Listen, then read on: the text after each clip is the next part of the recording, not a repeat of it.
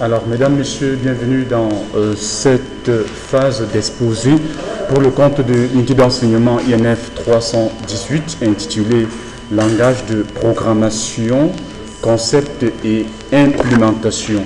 L'exposé porte sur les services web RESTless et RESTful. Nous sommes bien sûr et bien évidemment en direct de l'Université de Yaoundé 1, Faculté des sciences, notamment au département d'informatique, mois de juin 2013. Pour ce qui est de la licence de ce document, il est tout simplement là, vous voyez, il nous permet de disposer des droits de copie distribution conformément aux réglementations de la licence GNU Free Documentation version 1.2 et toute autre version ultérieure. On va revenir sur les rédacteurs de ce document vers la fin de cette présentation. En vif du sujet, nous retrouvons le plan qui porte sur l'introduction, la mise en route, le c'est quoi le REST, les services web RESTful, le service web RESTless. Alors, les différences entre les RESTful et RESTless ne seront pas en reste. Il est tout à fait important également de souligner que nous allons revenir sur les avantages et les inconvénients de ces grandes familles de technologies web. Un cas pratique nous sera présenté en évidence pour que nous puissions comprendre la manifestation, du moins la propriétation de ces différentes architectures. Une petite conclusion vous sera proposée vers la fin. Sans plus attarder, nous rentrons dans le vif du sujet pour présenter une petite introduction nous permettant de simuler un tout petit peu le problème criable qui se pose sur le marché mondial. Alors, on va constater que les entreprises ont besoin de rendre leurs applications accessibles aussi facilement que cela peut être sur le web. Beaucoup de motivations sont à constater. Il va s'agir par exemple de l'élargissement de l'audience des utilisateurs, de la vente des services en ligne, de la communication des applications existantes ou des interfaces. Alors pour conclure cette petite introduction, nous allons revenir sur la définition de service web pour dire tout simplement que c'est un ensemble de méthodes de communication et de transfert de ressources entre les applications de part et d'autres du web. Il en existe deux grandes familles de services web, notamment le RESTful et le RESTless. À la question de savoir ce que c'est le REST, on va tout simplement répondre en 5 points, notamment acronyme pour Representational State Transfer. C'est bien évidemment un concept introduit par Roy Fielding en 2000, le début du 3e millénaire, pour ceux qui en savent. Et c'est aussi l'ensemble de conventions de codage respectant un principe de base. Il n'est ni un protocole, encore moins une technologie, et est adapté aux réseaux sociaux tels que Yahoo, Twitter, Facebook et des moteurs de recherche comme Google. Alors, nous continuons pour parler toujours de la question de c'est quoi le REST, cette fois-ci parlant des principes de base pour l'implémentation des services REST. L'architecture doit être client-serveur. L'utilisation explicite des fonctions du protocole HTTP est exigée. Être sans état est aussi l'une des caractéristiques fondamentales et l'utilisation de mécanismes de cache possibles pour un système en couche est recommandée. Avoir une interface uniforme est sans doute l'une des grandes préalables pour mettre sur pied un service REST. Alors, pour ce qui est de la mise en œuvre de ces services web RESTful et RESTless, nous allons rentrer en détail avec la présentation de ces deux services par Geneva Valentine. Merci.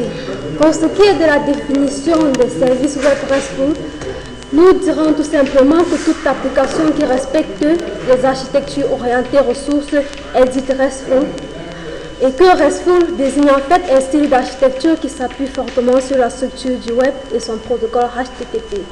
Il repose notamment sur deux protocoles majeurs qui sont le HTTP et les URI. En parlant des caractéristiques des services web RESTful, nous pouvons dire que le RESTful utilise des méthodes GET, POST, PUT et DELETE du HTTP pour effectuer diverses opérations en plus du HTML et du JSON. L'accès à une ressource est réalisé uniquement à partir de son URI dans des services web RESTful. Pour ce qui est des plateformes implémentant les services web RESTful, on peut citer JAXRX, .NET, WCF et Python. Pour ce qui est de la procédure d'implémentation des services web RESTful, notamment le cas des applications web JAXRS, nous avons d'abord la configuration de l'environnement de développement.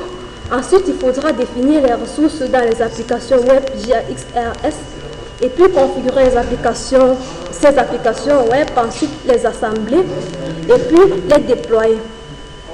Parlant des services web RESTless, nous dirons tout simplement que REST désigne tout service web qui ne respecte pas au moins un des principes du REST. On en distingue deux groupes.